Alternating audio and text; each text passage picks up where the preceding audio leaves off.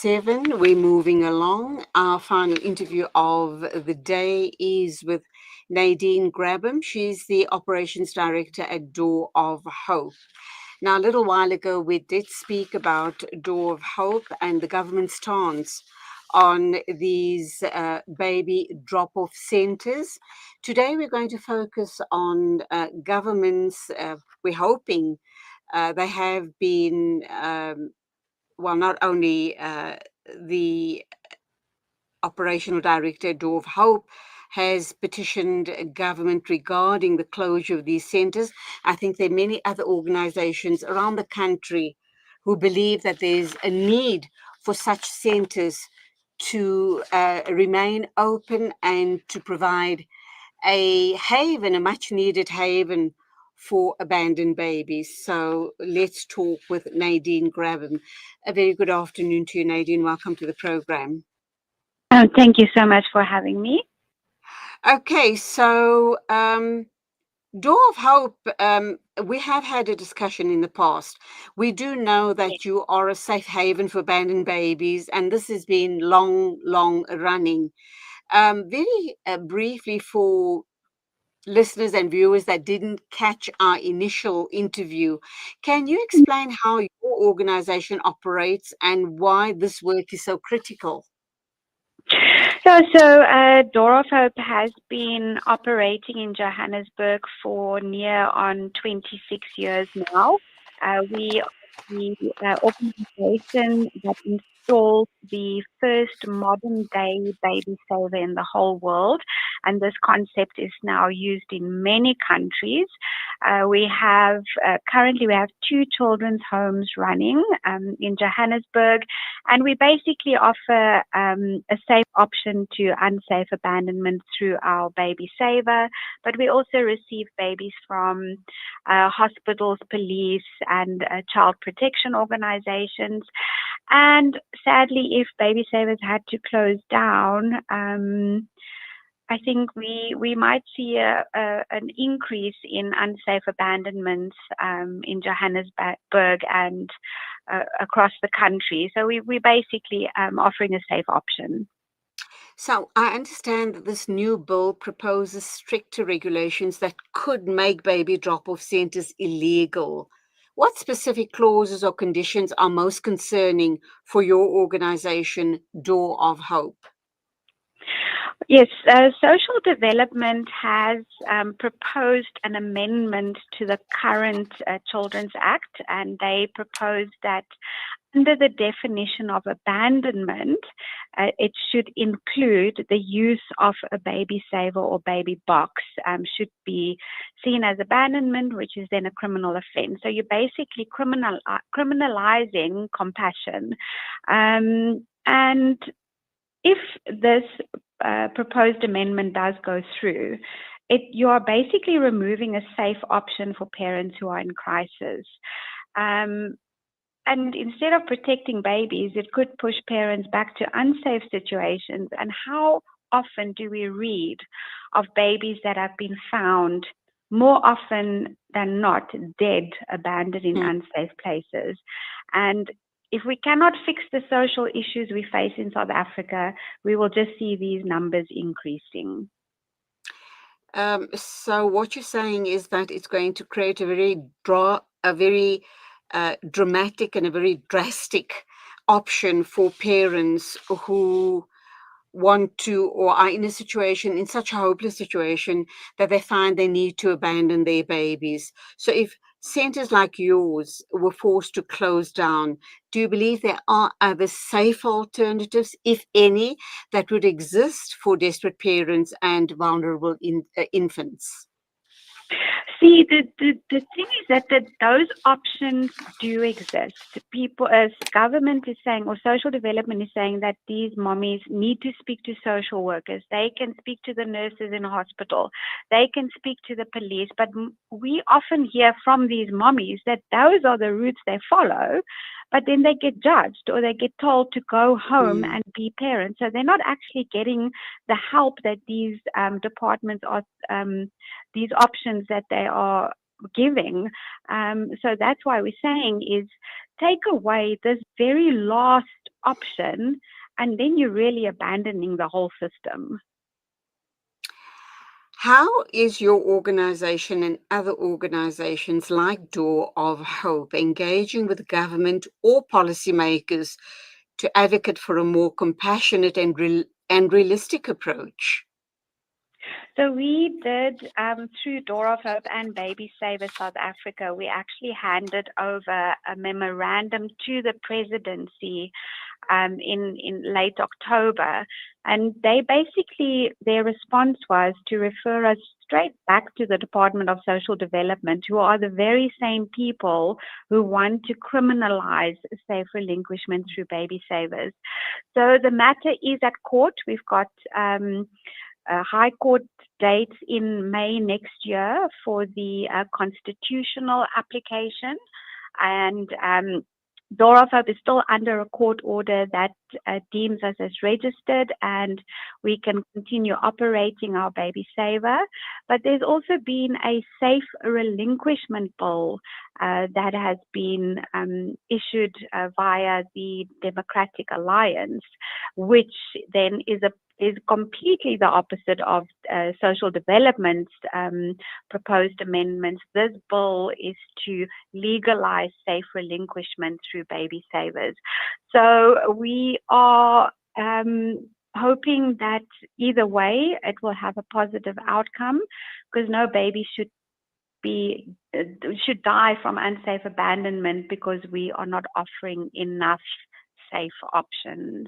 Absolutely. So, Nadine, what kind of public support do you need right now? And I think if you get a very, very strong public voice behind you, that might make a huge difference. Also, donors, lawmakers, to continue your life-saving work. So I think definitely people have an opportunity to email their support of the safe relinquishment bill. People can reach out to us at Door of Hope South Africa or at Baby Saver South Africa, so we can, share the information of how to support this bill, because it actually closes on the 16th of November. So if we can get the public to email their support of the safe relinquishment bill, that will be great. We're also raising funds to put more baby saver boxes as baby savers across the country. And for Door of Hope, we've been struggling. Social development has not paid us for 15 months, and they only paid us now recently because of the court order in place. But we have really fallen behind on our, financing our operational costs. We've got 67 babies in our care at the moment, and we're struggling, honestly, to keep head above water. So donations of baby consumables, nappies, formula, medical costs, discount vouchers, pick and pay vouchers, and financial donations would be such a blessing for us.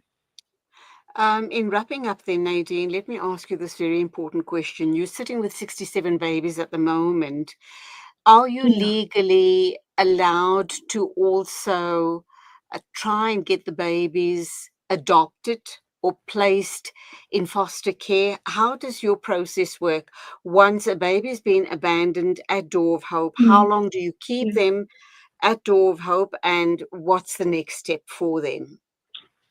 So basically, we're a registered child and youth care center, and all the children that's in our care under a court order, which makes us the legal guardians. But each child is appointed a child protection, basically a statutory social worker, whether that is social development or child welfare or Catholic Women's League or ABBA. Each child has a social worker that handles their case, and these babies will stay with us for as long as they need to. So until they are adopted or wherever possible reunited with biological family. So our oldest is now turning 7 in January, and our youngest is 2 weeks old.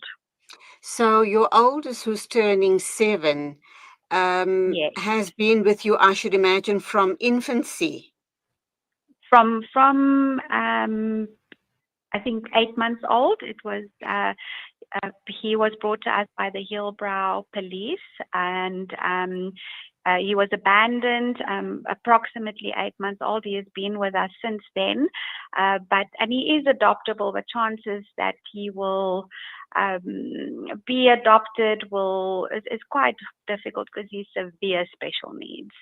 Ah, And okay. yeah. So if we've got quite a few special needs kiddies in our care.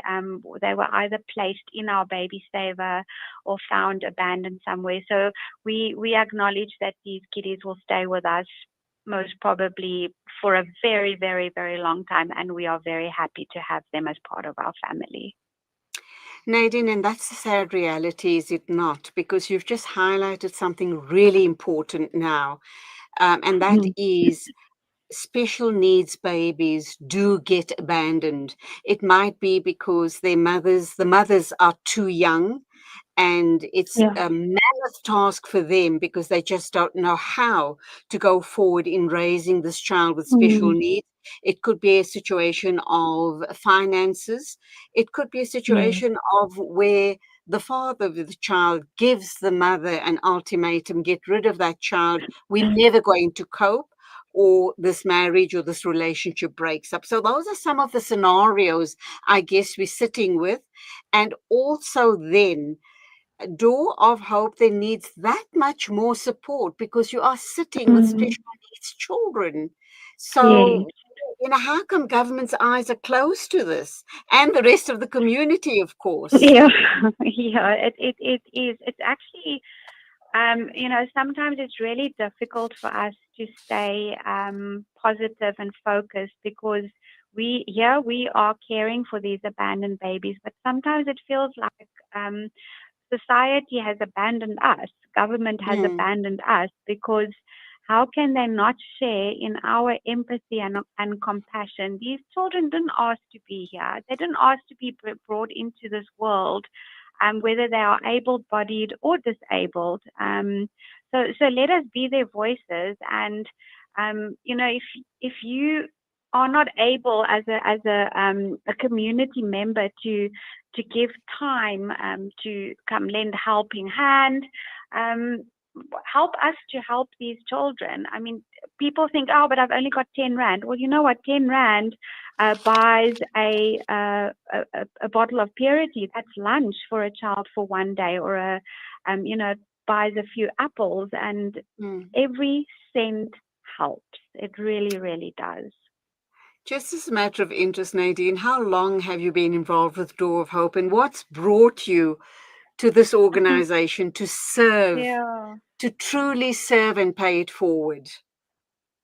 I have been with Door of Hope for since March 2011. Before Sure. that, I was actually in corporate and investment banking as a foreign exchange trader.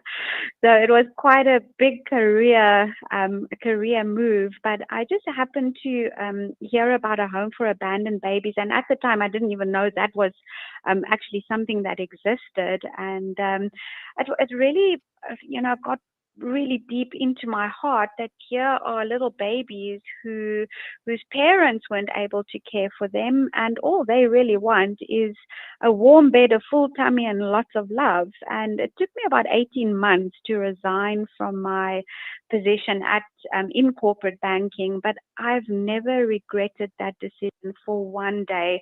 It is so fulfilling to be able to look after these children and actually have such a big impact in their life. We're giving them their foundation, and our home is filled with love. Our care workers love these children as almost as much as what they love their own children and families. And yeah, it's I wouldn't change it for the world. It really, it's hard work. It's really hard work, emotional work, but it really is so rewarding.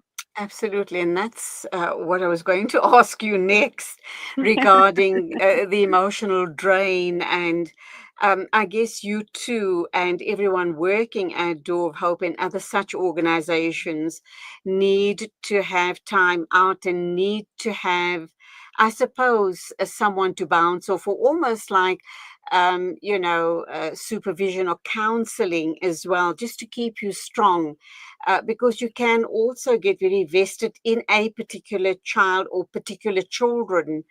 And Yes. if that situation changes, it can it can have quite a huge impact on you. So you need to be emotionally and mentally very, very strong. So I imagine you guys do have ongoing sessions, supervision. You talk to someone at within Door of Hope, or you have a structure in place to support you through all of this. Yes, we definitely do it. It's actually a very important point that you bring up, because if I just look at our some of our care workers, they leave their own families behind at like 5 o'clock in the morning to come look after somebody else's children, Mm, and they work 11. Our day shift is 11 hours. Our night shift is 13 hours, because these kids need care 24/7. Um, so I must say that we have a really good internal structure of support. We've got a people's operations manager. We've got obviously an HR manager as well. Our social workers are also, very invested in the well-being of our staff. And we've also sent a majority of our staff, we still got a few left, on a TBRI course, which is basically trust-based relational intervention or trauma-based care. And mhm. that is such a helpful tool to have. And I would definitely recommend anybody that is in works in this environment is to go on this TBRI course. And then we do have external support people that support us, especially our staff. If a baby dies, that like you say, that is very, very traumatic Mm. for our staff, and we do have people that come from the outside and internally as well that would then come offer counseling and emotional support. Yes.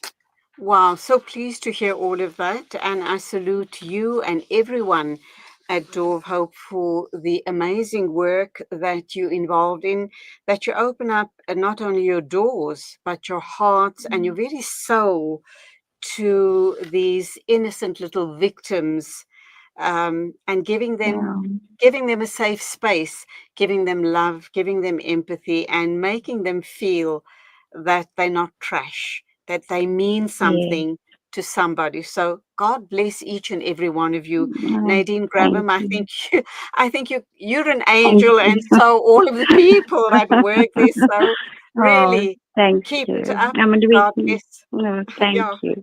And may your doors remain open. We need you guys to be in operation. Then, thank you so much, and thank you then also for creating awareness on the work that we do, and encouraging the public to help, and people just send your support for that safe relinquishment bill. That will be one less stressful thing to worry about. Absolutely. And that's our Thank work. you. That is our focus here at Salam Media.